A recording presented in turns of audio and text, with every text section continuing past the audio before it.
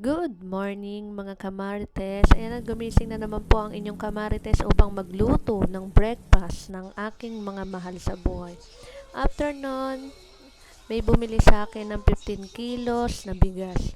Kami po ay nagtitinda ng bigas, saka meron din po kaming mini sari-sari store sa loob ng bahay.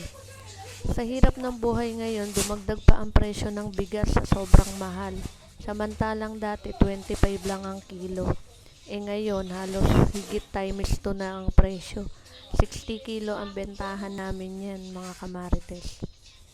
60 ang kilo pero masarap po yan. Gaya nga ng sabi ng mga tagalabas, masarap daw isaing kahit walang ulam ay pwede na. Kanin lang sapat na, 'di ba? May ganorn. Bising-busy si kamarites nyo. Ay, ang pagsayaw mo ng El Bimbo. Ay, charot. Napakanta pa. Kala mo naman kay ganda ng boses. Busy ang kamarites nyo. Kay bigat ng bigas. Diyos ko po.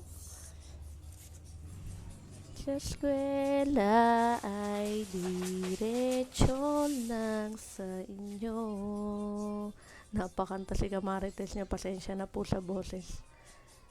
Maiba lang tayo mga kamarites. Sabi nila, grabe daw akong maningil. Ganun po talaga kapag tayo nagnenegosyo. Kahit maliit lang yan. Maliit na nga lang ang tinutubo. Pag mauutang pa ng walang balikan, di ba yung mahirap iyon? Mas mainam na po talaga yung pinaalala. Minsan po kasi yung iba, pagka nakakalimutan ko rin, nakakalimutan din nila. Kaya ngayon, ako pa naman, pagka nakikita ako ng mga may pagkakautang sa akin, talagang si Miss paalala. Charot. Kayo ba mga kamarites?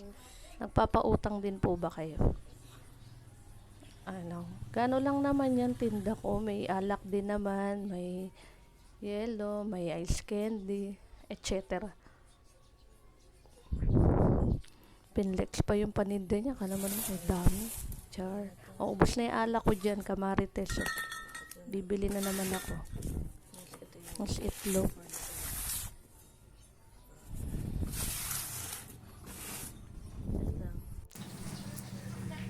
Ayan, todo gayak ang kamarites niya at may biglang nag-aya, mag-apply. Hindi pa alam yan ni Boss B. Yari ako doon pagka todo flex pa yan. Iniwanan yung tindahan bigla. Buti na lang kamo, hindi kami natuloy dyan mga kamarites. Ayan, papunta na po kami. Hindi naman po namin naabutan yung warehouse na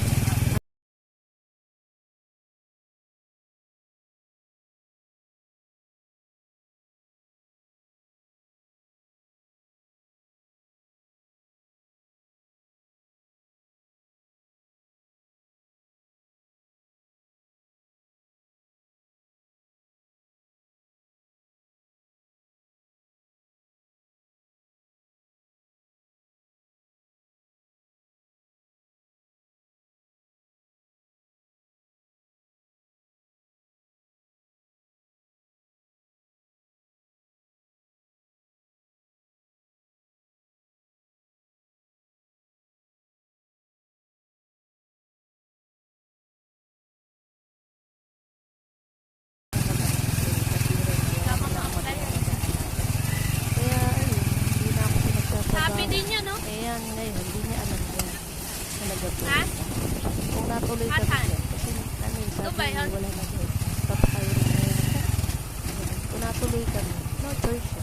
Papasok ko. Kasi service ang dalawa. Dito ba? Kaso, Saan daw? hindi kami na po. Dulo? Yan? Boss,